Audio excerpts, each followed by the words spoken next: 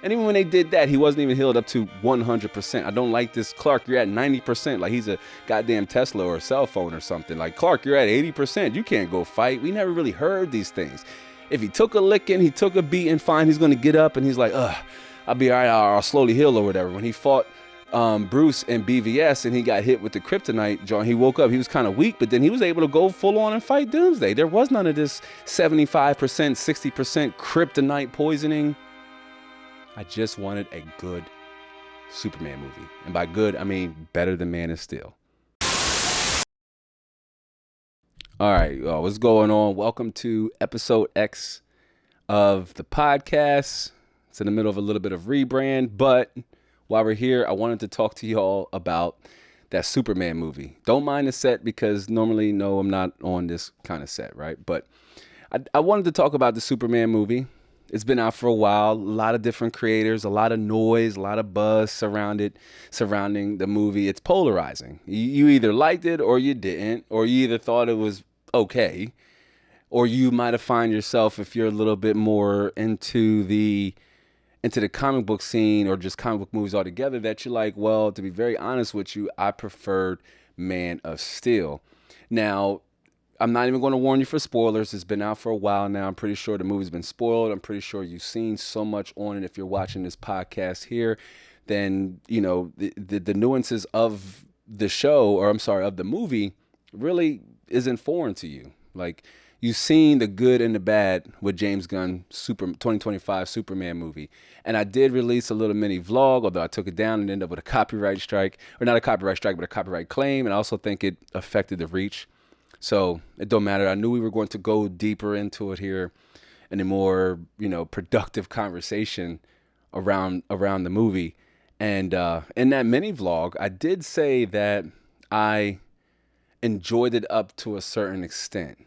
I still strongly feel like that it's not like my generation Superman. I really feel like this is a newer, different generation Superman, just not intended for the likes of like people like me, adults like me anyway. The movie was heavy silly at times. This Superman was a little goofy at times. And that's no shade towards David Corenswet. I think he played a great Superman, but I more so liked his Clark Kent a little more. I think his Clark Kent was spot on, especially what I imagine with like a younger, more greener Kal-El, if you will. So his Superman portrayal was good, but his Clark Kent portrayal was even better. Like, I like that edginess and that really alter ego that you can tell that James Gunn and David Corenswet was trying to achieve in the movie. But one of the topics that's brought up here, especially in a lot of the comment sections that I just been kind of meandering through and around, is that it's still running a heavy comparison to and with the Man of Steel. The Man of Steel made me love comic book movies. Again, it made me fall in love with DC characters again. Man of Steel, to this day, is a movie that I find myself going back. I watch some of the better scenes because I honestly will admit it's not a perfect movie. There are a lot of things that bothered and ached me, irritated me even in Man of Steel. I just think that it was the overall better Superman story and overall just better movie, being that, one, the score was incredible in Man of Steel. You know what I mean? Hans Zimmer did his job on that soundtrack. And I listen to that soundtrack even still to this day. You know what I mean? Like, I just will turn on, I'm listening to that Man of Steel theme and the World Engine. Those scenes really did it for me in Man of Steel. And that is what's lacking in James Gunn's 2025 Superman movies. It's like those memorable scenes. And to be honest with you, in the movie, that came in the form of Mr. Terrific, who was essentially the highlight of the movie. It could have been a Mr. Terrific and Superman movie, and we would have been okay with that. But really, it was a scene towards the end where Lois Lane and Mr. Terrific are trying to save Kal-El, I'm going to call him Kal-El. I wish they called him Kal-El more in the movie. It was Clark or Superman, what have you, but I wish the people who knew him, knew of his Kryptonian, heritage, called him Kal-El. You know what I mean? But the score was not all that great, and I'm going off a little bit here. I've been kind of gestating my thoughts, and I wanted to give time for everybody to, excuse me, I wanted to give everybody time to just get their thoughts out, get their content out. And I wanted to hit this movie from a different angle, like a different perspective, not just review it, but do a hard look at what possibly went wrong with Superman 2025. And what does this mean for the rest of James Gunn's core lineup? I don't mean more so the obscure DC characters. Let's keep it a buck here, right? Most people want to see your Flash, your Wonder Woman, your Batman, maybe even Lobo, you know what I mean? And more Green Lantern, which we'll get to my boy Guy Gardner here, and Nathan Fillion's Guy Gardner. But yeah, we want to see more of those core characters. And I can't see how Batman, just his tone and the grit of just Gotham, how that's going to blend in with Superman. I'll say it here now on the pod. I think that we may get a close adaptation to Shoemaker's Batman, where it's going to be a little bit more Marvel-esque. And that's exactly what James Gunn's 2025 Superman felt like. It felt very Marvel-esque at times. Like, yeah, it's bright. And I know some people wanted that from Man of Steel, but at times it's like a little too bright because it feels too cartoonish. You know what I mean? And yeah, some people may like that, but I don't know if I'm watching a Superman movie and I want it to feel like a cartoon. Not only that, but he does get dusted and beat down to the ground quite a bit. And if you pay attention to the movie, he's almost never at 100%. He doesn't fight at 100%. He starts the battle off heavily, you know what I mean? And then he goes heel. We saw that in the trailer. And pause, if you saw the trailer, you saw the movie. You saw the best parts of the movie if you saw the trailer. But yes, we saw that, and he heals up, and they say, hey, you're only at like 83%. And then he still continues to fight. He still continues to take L's. And then once he is incarcerated by Lex in his pocket dimension, he's also removed from the warmth of the yellow sun. And then when he's healed in that pocket dimension, healed with an artificial sun, he gains some of the strength back. But it's mentioned that he's still not at 100%. So and after that, he still goes on to engage in heavy conflict. You know what I mean? The Hammer of Bravia, and Ultraman, a wasted storyline with Ultraman. How can we be mad at the BVS plotline, y'all? If it was the same thing here in James Gunn's 2025 Superman. It was. It's Lex Luthor trying to manipulate the world into thinking that Superman, alien, bad guy. And he does this by somehow decrypting a broken Kryptonian message from Jor and Superman's mom, right? Jor-El and his mom. But it's mostly what the things his father says that it puts people off. It's like Superman is supposed to come here, rule, and have concubines and heirlooms and things. And I'm like, what? Some people like this angle with the L's being bad people. I do not.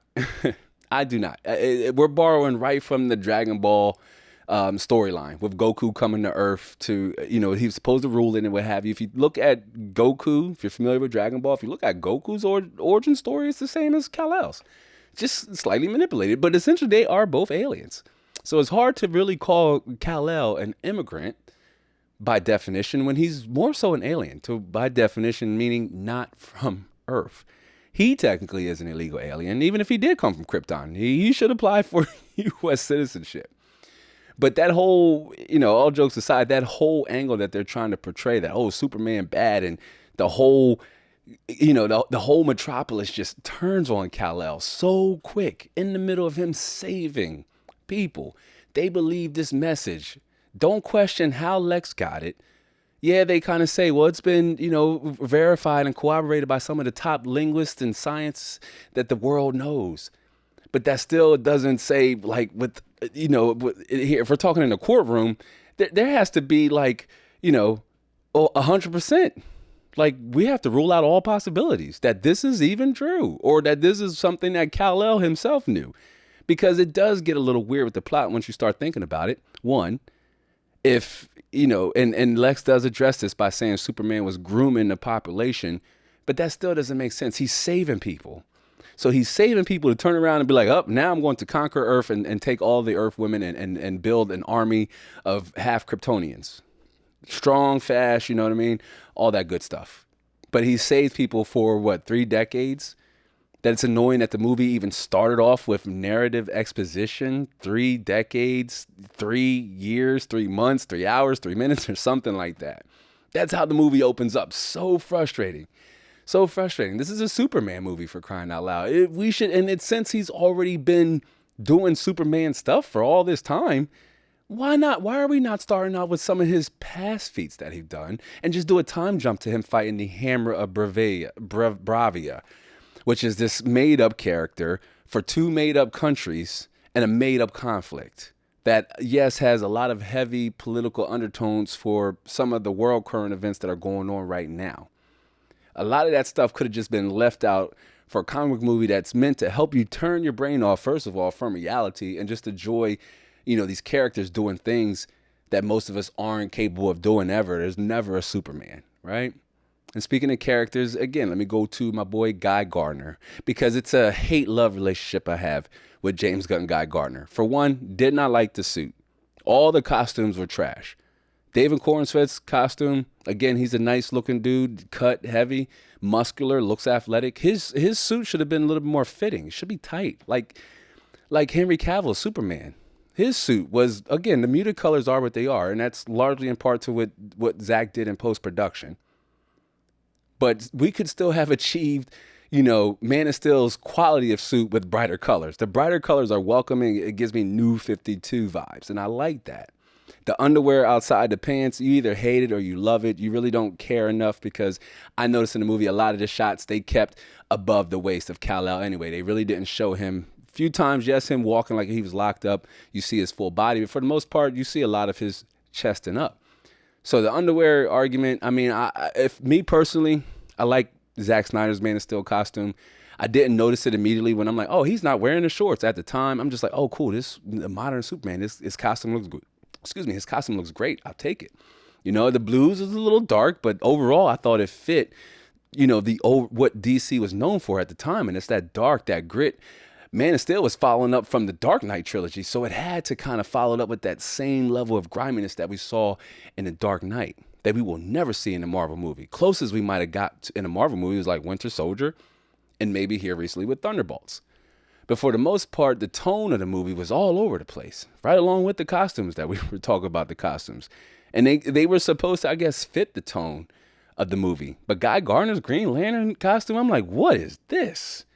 We've seen better at cosplays. Not a fan of Guy Gardner's costume at all. I like Guy Gardner. He's my favorite Lantern. The best Lantern. Wisecracking, on edge. And he portrays that to a T in Gunn's Superman movie. Guy Gardner was a saving grace. The haircut is hard to look. And just because you joke about it in the movie doesn't make it okay. Because they did. They joked about it in the movie, but that doesn't make it okay.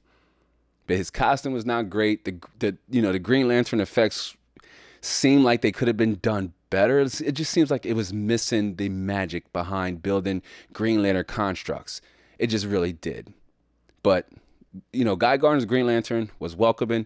Mr. Terrific, his costume was okay and pretty consistent from what we've seen in previous live action adaptations of Mr. Terrific, like from the CW and what have you. He was okay. Overall, his character was welcoming, as hell. Every time he was on screen, I'm like, okay, cool, man. Mr. Terrific is cool. He's smart. He's humble. He makes mistakes. He's not confident all the time. But he's smart, and it portrays with his character. And Mr. Terrific was a saving grace. He really did the movie. He helped the movie. He elevated the movie when Kal-El wasn't on screen. He just elevated the movie. Now, I say that, and then Hawkgirl, her costume, too, was not great. Her character, not great. Her screech cry or whatever she did, total nonsense. Didn't make sense. I don't know if she got a power boost when she did it, or it was just supposed to be for dramatic effect. But it was not great. It just was not great. So, if you look at those 3 characters, and being that this was supposed to be a Superman-focused movie, right? Like a movie that was supposed to reboot the DC. We get a fresh Superman, new actor, new universe, everything new director, new, studio exec and James Gunn, or heading the whole entire universe. All of these things new. But we focus on a movie that could essentially been called Justice Gang. The running trope on Guy Gardner wanting that to be the name of the Justice Society. He calls them the Justice Gang, and Hawk Girl doesn't like it, and Mr. Terrific is like indifferent, or or whatever. But you can take out Guy Gardner, Mr. Terrific, and Hawk Girl, and arguably ask yourself, does Clark even need these three to help him? I mean, yes, Ultraman is a formidable adversary and apparently stronger than Kal-El. This is said by Lex in the movie. He's just not as smart. So Lex calls these numbers and codes out like he's playing Battleship or Bingo or something like that. And it's like, how is he able to even catch up? Superman is supposed to be faster than a shooting bullet, or faster than a speeding train, faster than a bullet. How can he really study his moves when he's about to do them in real time? There should be a delay with cameras. He's watching through cameras. I know he says he studies Superman all this time, but still, Superman's power level is dramatically decreased. He doesn't use his laser vision as much as we've seen or Kal-El. Really, Clark's not using them as much as we've seen Kal-El rely on them. You know what I mean? He just didn't use them a lot. More so towards the end. His freeze breath he did, and his his push breath he did to save him. And one of the most ridiculous moments of the time of the whole entire movie. And it revolved him being down in the pocket dimension. But he didn't really use a lot of those powers. He didn't even use it against Ultraman. Ultraman used his laser eyes against Clark, but Ultraman was just a wasted character. And the same thing with the Engineer, who was just forgettable. Some type of, she had nano machines in her blood and things like that. She could pretty much form anything. I wasn't really on board with the idea, the concept of how they think they can even eliminate Clark, filling his lungs up with nanites. It's mentioned he can hold his breath for up to an hour, but then it's saying something like not without lungs in his, breath in his lungs. So their idea is that they were going to, suffocate Clark alive, if you will. And somehow this might have worked, except he flew all the way up and pretty much turned himself into a giant meteor, eliminating the Engineer and not even putting a dent in Ultraman, who eventually was eliminated by getting knocked into a black hole. A storyline that I think was rushed to the gun. If we're going to say BVS rushed everything, then we got to say the same thing for Gunn Superman 2025. We got to clone Superman in the first Superman movie, when Lex himself could have put on his power armor and went toe-to-toe with Superman. I know it's hard to find a villain that, that you can suspend belief and think that, oh man, Kal-El is actually in trouble, or this person is actually a threat to him. But there was a lot of yada yada skipped right up to where we were in James Gunn 2025, where Kal-El, Superman, has possibly been operating for years now at this point. It's unspecified, but years. He's already came out. But he does get owned a lot in the movie. You know what I mean? Ultraman and the Hammer just does him in twice in the beginning, and when he goes to fight him again, and it's Ultraman in his big metal suit, and it's all a part of this play to make Superman look like he's this bad person. He does start, this conflict, or he exasperates the conflict between Jonapar and Bravia, with Bravia being perceived as the offenders, and the Jonaparians, I know I'm saying that wrong, but the Jonaparians being known as the victim state, if you will. And that's who Clark is trying to help. And he catches big static from the world, from Uncle Sam's kind of like, we don't want the meta-humans running around, running the show. Somebody need checks and balances. That's supposed to come in the form of Lex's, force. Forgot the name of it. Something ridiculous. He got these raptors that can fly. They're normal Joes that, you see it in the trailer. Again, if you saw the trailer, you saw the movie. You saw the better parts of the movie anyway. Superman makes light work of these guys. Ultraman should really be all he needs. You know what I mean? And the Engineer quite possibly, because she's able to break into the Fortress of Solitude, hack Kal-El's computer, fix a Kryptonian code, something that the Superbots weren't even able to do. Plot of the movie is hard to get behind that at times. It really is. It really is. You want to turn your head off and be in it for the action and the boom, smash, crack, wow. But it's difficult, especially as the movie progresses and Kal-El is taken out once he's locked up, and you're relying on like Mr. Terrific to be the action, saving grace of them to carry the action scenes. Nathan Fillion's Green Lantern. Hawk Girl, you're more annoyed when she's on the screen. I really don't know why Hawk Girl is there. And it leads me to my next ramble take, and that's Gunn and company could have just focusing on it again. This is a Superman movie, or it's supposed to be a Superman focused movie. Gunn could have just focused on giving us a newly worked Superman, a fresh Superman, and just focus on that. Focus on Superman's core characters. That's your Jimmy Wilson, which had some weird sex appeal attached to him in the movie, but it is what it is. But that's focusing on your Jimmy Wilsons, your Perry, your Lois, you know what I mean? It's your Lumbars, all the support, Cat, all your support, Mom, Pa Kent, who was in this movie, but I'm looking at James Gunn, I'm like, you just took Mom, Pa Kent and turned them into like, like just bumbling country people. You know what I mean? Where Mom, Pa Kent is essentially the reason why Superman is who he is. And he does have a touching moment with Pa Kent. James Gunn in his typical fashion, this weird dynamic with the protagonist and the father. We've seen in a lot of his movies. It carries on here. It's a weird tension between them two. But they're first introduced as like comedic relief. And you're looking at it, we're like, I kind of chuckled at first, but then the joke just went on too long. And that's where a lot of the humor falls flat in that movie for me. But going back to the core point, the core take that I've just got to get out, and that's James Gunn and company could have left out, pains me to say it. Trust me, it does, man. It pains me to say it. But they could have left out Guy Gardner. They could have left out Hawk Girl. Definitely.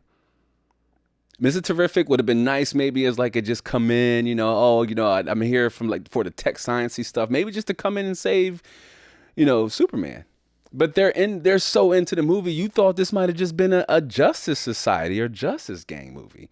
One point when Clark is in his, he acting like Clark in this moment in the movie, but when Clark is in his bag and you see it in a trailer and he's in his apartment or whatever, his condo, and you see the big light ball in the background, and that's the Justice Gang out there fighting them, and Clark's like, nah, they got it under control, they don't need me, that's just some easy stuff, and it looks so cheap. I'm looking at the scene, I'm like, why does it look like this, whatever it is just like on a looped animation?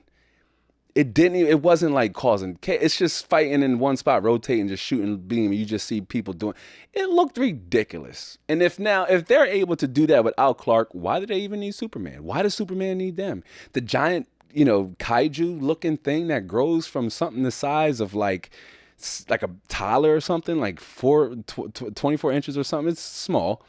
You know what I mean? It eventually grows. We don't see it. It doesn't it happens off screen. Super annoying, because why and how did it grow? It just said, oh, it'll get bigger because Lex Goons drop him off. It'll get bigger, but they don't tell us what it did and tell us if it like ate people, if, you know what I mean? It like consumed some type of foreign power, like electricity or coal or something like that. How did it get so big so fast? And then Superman has to, with the help of the Justice Gang, try to stop it. He wants to save it. They just want to eliminate it, which Mr. Terrific does by, you know what I mean? It's guts. And Kal-El's like, oh, but I wanted to save it, study it. But he should just be focused on taking this thing out. He did save some people during that whole segment, which is cool to see. Superman should be saving people. He saved a squirrel, which again, I guess that's there for comedic relief.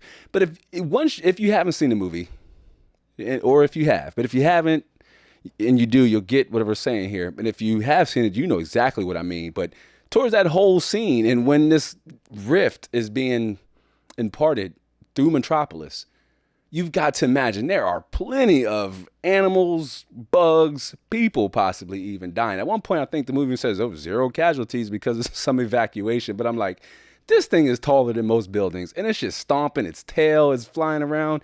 Superman's catching buildings mid-air, and they're not just crumbling. The physics is just way off.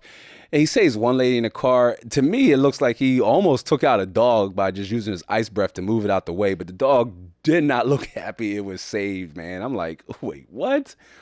For a Superman that's already been established, he's kind of acting like he don't know how to effectively use his gifts.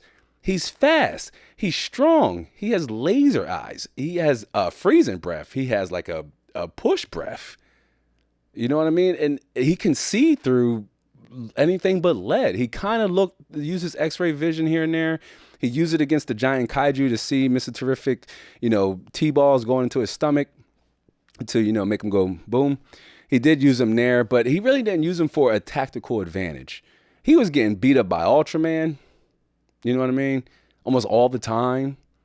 Getting beat up by the kaiju. And it just felt like at times this Superman wasn't in control, not only of his powers, but just his emotional state, especially once the message of his parents went live. If you take out Guy Gardner, Hawk Girl definitely, Mr. Terrific to some extent, then between, salary and the CGI, especially with like Hawk Girl because she flies, Green Lantern because he creates constructs, Mr. Terrific because he's in some weird gaming floating techie chair that just looks ridiculous at times. I don't like it when he's flying. He's sitting down floating. It just looks off-putting and weird. Like, maybe he could have had something in his shoes maybe instead, but he's in a computer techie chair. That looked ridiculous at times. But when he's fighting on the ground using his T-balls and he has his little scene, it's pretty dope. It's one of the better action scenes of the movie because they're so far and few in between. Man of Steel had, the Smallville fight. It had the Zod fight that really stood out, that makes you just want. It had the World Engine scene that makes you want to go back and watch those scenes. And Superman 2025 lacked all of those things. You can take out those 2.5 characters. This movie probably could have saved 25, 30 million. Currently, I've been looking at the box office, and it's mixed reports coming out. Some are including the Thursday count with the Friday count for its total opening weekend. Some reports aren't. Some saying they aren't. Some saying they are. I just want to point out that one, Man of Steel, had a bigger opening without its Thursday ticket sales included. It just opened up with more money. It had a smaller budget, at least for its time. Adjusted for inflation, it's probably higher. But Superman 2025's budget without marketing is about $225 million. I just want to put this out there that Ironheart's budget was $200 million. Only $25 million less than James Gunn's Superman 2025. Just want to put that out there. Ironheart as a 9-episode show had a $200 million budget, $25 million less than James Gunn Man of Steel. I do not foresee James Gunn 2025 being profitable in the box office, being that, yes, it had a great opening weekend. So did Man of Steel. Man of Steel did, I think, 118 or 108, something like that. Not too far off from what James Gunn 2025 Superman did. And even Man of Steel at the time was barely profitable. People will show up for Superman, yes. It had a higher opening than like Ant-Man Quantumania, one of the first movies that come to mind. Same with Thunderbolts. Although Thunderbolts, everybody should have seen that coming. Thunderbolts was also a flop, box office wise. But being that this movie has a $225 million budget, it would have to make $600 at the box office to possibly break even with, once you also include the advertising and the marketing budget. They may break even. And that I know that's no reflection of if a movie is good or bad. And I'm not even here to tell you, before I reveal my score, I'm not even here to tell you not to go see it. I'm a strong believer that, one, if you're like myself, and I had some concerns going in before I went and saw it. I did. But I'm a DC fan first, and a Superman fan second, and a Batman fan all the time. Yeah, in that order. So I was going to see it even with these concerns in mind. I'm going to see this movie. I'm going to see this movie. Now, if you are also, you fit that criteria, you love you some DC, and especially love you some Superman. If you love you some Superman, I definitely recommend you see it. And you decide if this is the Superman that you see going into the future, or were you more in tune to Henry Cavill's Superman? I'm gonna tell you, I'm more of the latter than the former. I associate myself in some of the things that, Henry Cavill's Superman stood for. I thought the plot was also a little deeper and richer in Man of Steel than it was in James Gunn Superman's 2025. The overall plot was Lex Luthor wants to create this, artificial conflict between these two artificial countries so that he can get some of the land and create Luthorvania or something like that. Which this guy has buku money to make he can make a pocket dimension, but he needs to create a war to get a little piece of country land for his own nefarious deeds. Doesn't even say what he wants the land for. My man has a pocket dimension with a whole black hole in it and an army of tic-tacky typey monkeys. But he wants this piece of land in Juniper. I could see if there was some type of artifact or magic essence there, some type of rare earth mineral or resource that he's trying to get to say, hey, I need this land. I'm willing to do anything. You know what I mean? I'm willing to do anything, even break the law himself, because he did. He somebody in the head, in the pocket dimension, in front of Clark. This is supposed to be a pivotal turning moment for him and Element Man, Metamorpho, to want to convince him to help Cal escape. And they do, with the baby. And that whole sequence is ridiculous. If I didn't love Superman so much, I probably would have walked out of that scene. And there's this river of pixels. It looks so cheap. Krypto is there. We're going to talk about Krypto here in a second, because this movie could have saved even more money if they just did away with Krypto. He's not even meant to be a long-standing character in just like the Superman space. He's dog sitting for Kara, his cousin, who I can tell you now, I'm not going to be a fan of Supergirl. Like, I'm just not going to be a fan of Supergirl. Not this Supergirl anyway. I would have loved to seen more of the Supergirl in the Flash movie. And the less we say about the Flash movie, the better. And I also want to point out, for those of you who maybe even didn't like the Flash, thought it was horrible and this and that, and it was a broken movie, a lot of things wrong with the Flash, I just want to point out that James Gunn has gone on record and saying it's one of his favorite comic book movies of all time. And that was a huge box office flop, a huge box office bomb. And I was so excited going into the Flash movie and left incredibly disappointed. The only saving grace with that was, well, Michael Keaton's Batman, who we were supposed to get more of him down the road, or what many of us Batman fans were hoping was going to happen before the James Gunn takeover, that we were going to get some type of Batman Beyond arc with Michael Keaton, mentoring and tutoring a younger Batman. Even if that isn't Terry McGinnis, we would have loved for it to be Terry McGinnis, Batman's clone son or whatever in the future. Spoiler alert if you haven't seen that series. Great series, though. And I'm still wanting to see a live adaptation of Batman Beyond. Many people are. But James Gunn has gone on record and says The Flash is one of his favorite superhero movies. But so much could have been saved on time and budget if we didn't include Krypto, and we didn't include Guy Gardner. I love him. Hawkgirl. No. And Mr. Terrific, who is welcoming. Krypto, overbearing at times. And I kid you not when I tell you, save Superman at least 3 times. At least 3. One of them against Ultraman. So it's like if Krypto wasn't there for him to whistle and get him to come help him, he'd have been done in this movie at least 2 times. 3, no, it was 3. Krypto, helped him in the pocket dimension, helped him towards Ultraman, and helped him in the very beginning get back to the Fortress of Solitude. Which Kal-El had to go back there to heal in the beginning, but he's already in the sun. What I would have loved to see is for him to fly to the sun. We've seen it. In Man of Steel or BVS, when he took the nuclear bomb, he flew up to the sun and healed himself. We've seen it in the comic books. When Superman really needs to heal, he'll go heat bake. He'll go sun bake. He'll fly. He'll Icarus. You know what I mean? He'll fly too close to the sun to get burned. But they use this magnifying, turning gear stuff, and he's like, We never watched Superman like, take on sunlight as he's trying to heal. It's creative choices like that I'm like, but he's Superman. I mean, sunlight is like omnipresent. If you're not in the shade, you're in sunlight. Should be heat soaked all the time. If it's to make him better. And even when they did that, he wasn't even healed up to 100%. I don't like this. Clark, you're at 90%. Like he's a goddamn Tesla or a cell phone or something. Like, Clark, you're at 80%. You can't go fight. We never really heard these things. If he took a licking, he took a beating, fine, he's going to get up and he's like, I'll be all right. I'll slowly heal or whatever. When he fought Bruce in BVS and he got hit with the kryptonite, John, he woke up. He was kind of weak, but then he was able to go full on and fight Doomsday. There was none of this 75%, 60% kryptonite poisoning.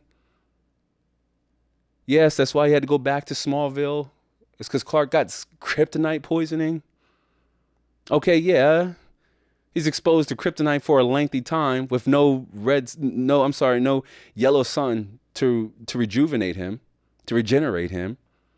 This pocket dimension with no sun. Metamorpho creates an artificial sun, which was pretty cool. Heavy, super geek, nerdy heavy, but was pretty cool. But created an artificial sun, just combining the elements that are in the sun, hydrogen, all that stuff, to create like a solar flare, is what I take as what it was. And Superman's like, oh, I'm a little stronger now, smash the window. And this weird baby and Krypto and the CGI for both of them is just off-putting. I just wanted a good Superman movie. And by good, I mean better than Man of Steel. But looking back, Man of Steel just seems to be the Superman I resonate more with. The whole plot with the codex. And I wasn't a fan of it when I first saw Man of Steel, but just if you understand, like, you were rooting for Zod. If you understand what Zod's motives were in Man of Steel, and knowing that it's not even his fault because of how the Kryptonians were made in that universe, they were bred for certain things. So General Zod, from inside the test tube, was literally, born to be a military-minded general. And the survival of Krypton is like his core programming, and he can't deviate from that. And you resonated with Zod. He's doing something that you like, damn, you don't even think he can fully control or understand, but he has to do it. Kal-El eliminated him at the end of Man of Steel. Everybody's familiar. Because General Zod literally said, I'm paraphrasing, but he said, I'm not going to stop. The only way this ends, Cal, either I or you do. And that's why he had to do it. And plus, Cal was like, stop, trying to tell him to stop. He didn't want to take Zod out, but he had no choice. I really loved to more so seen Zod thrown into the Phantom Zone so he could return, but whatever. We got BVS and the rest is history. Justice League. But with James Gunn 2025 Superman movie, you can't really resonate with Lex and what he wants. He's even ousted because his girlfriend is snapping selfies and sending them to Jimmy Wilson. You know what I mean? So she's essentially cheating and what have you on a billionaire, power-hungry dude. It's so weird for Jimmy Wilson, of all people. But it is what it is. But that's how he's ousted. That's how the hero Lois is able to decipher what's really going on, is because there's some hidden propaganda behind these selfies. How and why would Lex not notice this? This is the core turning point of the movie, y'all. This is when the plot's like, boom. Oh, this is what Lex wants. He wants a part of Juniper. That's why he's doing this. But this is how we find it out. It was silly. She gets locked up in the pocket dimension with his other ex that was writing bad blogs about him. So he put her in there too. I don't know how the government would give him so much oversight into capturing a freaking alien and not have no kind of governmental involvement or interference. That's one thing that frustrated me the most. Unlike, so the Pentagon, the Department of Justice, the president, the secretary, all these higher up government G.I. Joes are going to give you the authority to arrest an alien, and they themselves not have no government oversight on how that's handled.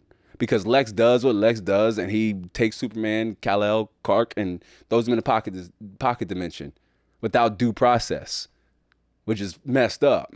Because even Clark is still entitled to due process. But nope, he doesn't do that. Lex could take out Superman anytime he wanted to, especially when he was rendered inept thanks to Metamorpho's artificial kryptonite. He could have took him out then. Could have had Ultraman come in, General Zod. But no. He wants questions and why are you here and give me intel on what? I really can't tell you. If your idea is to either make Clark look bad or eliminate him, now's your opportunity. He kind of succeeded with one already by making him look bad. But then the obsession becomes weird. And this is something Clark even hits him with towards the end of the movie. He's like, your obsession with me is just getting weird, because it is. And I like Nicholas Hoult. I like Nicholas Hoult's Lex Luthor at times. I just don't like his motivations and his reasonings for doing things. But I like the portrayal of Nicholas Hoult's Lex Luthor. Like, his portrayal wasn't bad. It's just some of his motivations and the things he was written to do.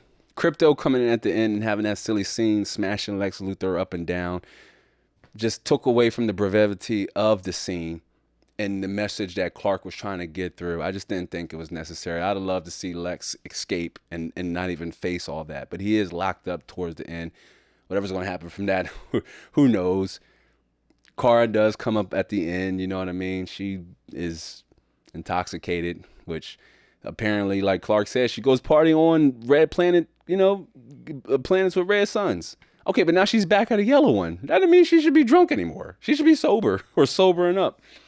But this is the type of Kara we're going to get. I'm not a fan already. Yeah, that scene, too, could have been left out of the movie. You know what I mean? That scene could have been left out of the movie, and we could have saved even more money. And this movie, Superman 2025, might have been a little bit more profitable for James Gunn and Warner Brothers. David Hasselhoff, who seems to be just like building James Gunn up and like, we're so happy to see. No, you got to be looking at these box office figures and saying, wow, okay, we should be a little concerned. This movie, while audience generally receive it and find it to be positive, they're positive when they're viewing, but the box office says otherwise. There's also some political undertones and some rhetoric that was said before the movie launched that sure as hell didn't help it. But that's on them. That's on Warner Brothers. That's on James Gunn. They allow these things to happen, not realizing that it could affect the movie ticket sales, and they're forgetting that people go to movies just like we play video games if you're a gamer. But people play movies, people play video games because we want to escape, the harshness of reality. We want to be entertained. But like the old adage says, we need to do less with more. Now, if I was to rate James Gunn Superman 2025, I've been stuck somewhere between a 6 and a 7. But it's a solid 6 out of 10. And that's not taken away from the movie at all. Like, it's a solid 6 out of 10.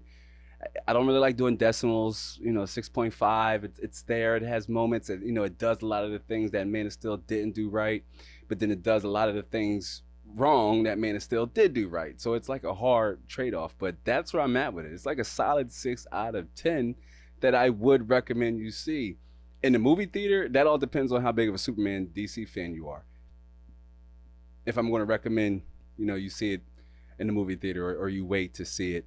But that all depends on, the type of DC Superman fan you are. But as a comic book movie fan, as a DC fan, as a Superman fan, all of those.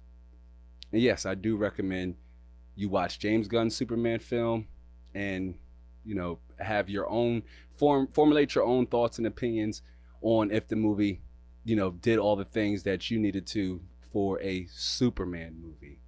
And did some of those, things, irritate you, or did you find it, hard to get into the film because the pacing was off at times? It just feels like it's like one thing after another, like quick successions. You don't have time to really have things sit in because it's literally like one thing happens. It's just constantly just this and this and this. And so it can be hard at times to keep up with the pacing of the movie and stay interested because it slowed down when it got to the pocket dimension, but at the same time, like ramped up with Lois Lane, Mr. Terrific, and, Lex Luthor off doing. There was something always going on somewhere else, and it was difficult to track at times. As a Superman movie, I really had loved to see more of, the 3-character dynamic with Superman.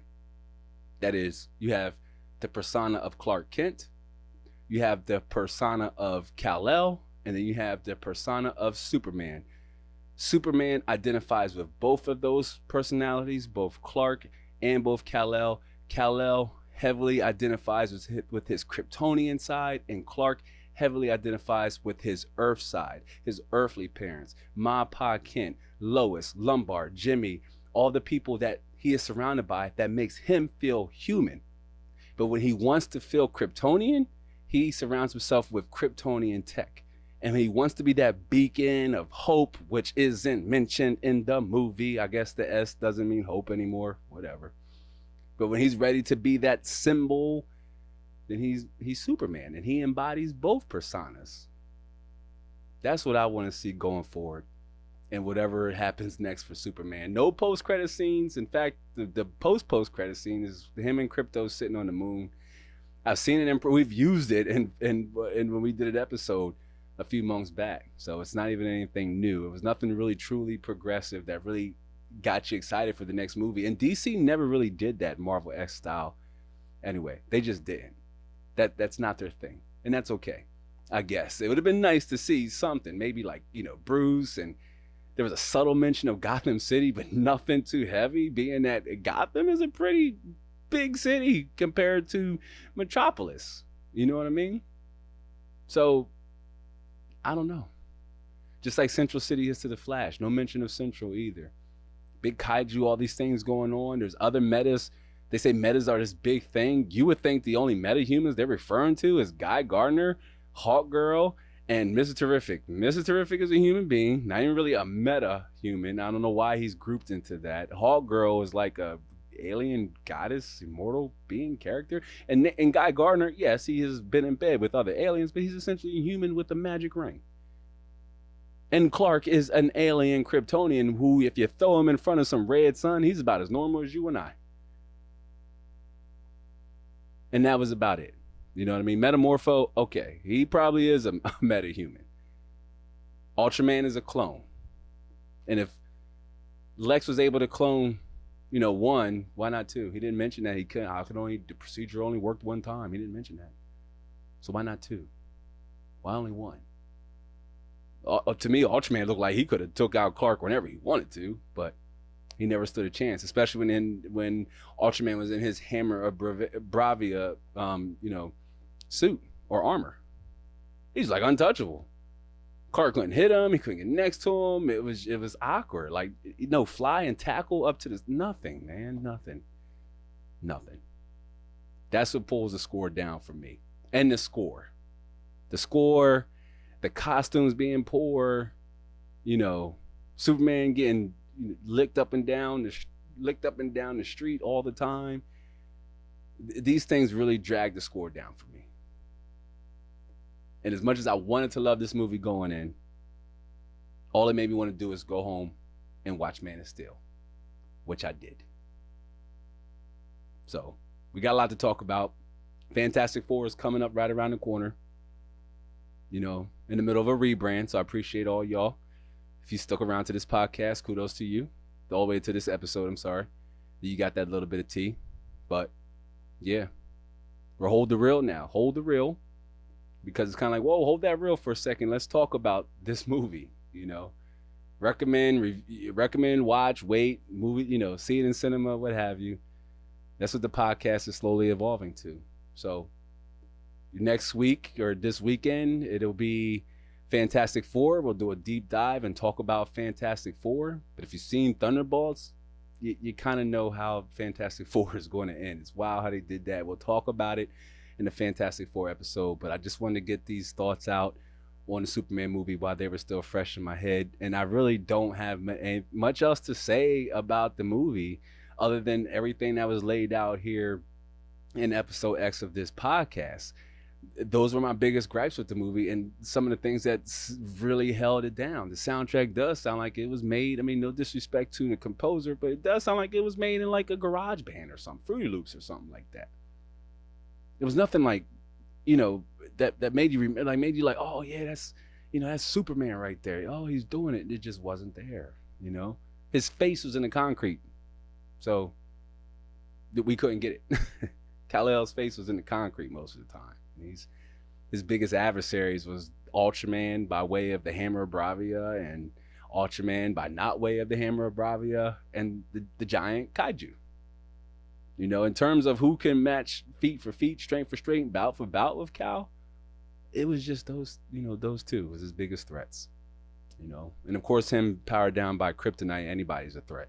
So there's that, as Lex Goons were. But yeah, I don't really have much else to say about Superman 2025. I'm sure there'll be other podcast episodes. We'll talk about it, as more comes out. Supergirl is set to come out. Trailer will probably drop here soon, set to come out next year. We'll react to the trailer. We'll see what's going on with that. A few other trailers dropped in between, so we may also talk about that on episode 11 of the podcast. But man, we have a lot to look forward to in terms of the new DCU, and a lot to be worried about. There are also not a lot of cameos. Peacemaker, John Cena's Peacemaker made a cameo in like a pseudo Fox Networks, sit down late night show-esque interview style he was in, and that was essentially it. So Peacemaker's coming over, but they said the heck with Gal Gadot, which we could have kept Gal Gadot. They kept Aquaman by way of Lobo. Flash was, of course, that's a welcome and recast. I think that was a miscast to begin with. I just think that Ezra Miller, they didn't play the character. They didn't do the character due diligence. I just think there was a miscast. And again, that's no disrespect to Ezra Miller and their, acting ability. I think they had some things that they needed to work on, which should take precedence over them being in movies anyway. So I just think it was a miscast. Ben Affleck, sending him off proper would have been nice. All of those, Henry Cavill Superman, sending him off proper would have been nice, especially what they did to us in Black Adam. How he came up at the end, had me, the world, DC, Marvel, everybody was excited once we saw him coming through the smoke, I'm like, oh my gosh, we're going to get Black Adam versus Superman. How cool is this? And it just went nowhere a few months later. And then we ended up with James Gunn, Superman 2025. Like, share, subscribe. If you haven't yet, to Hold the Real podcast. And that's all I got for this one. So I do hope to catch you all in the next one. So until then, be easy.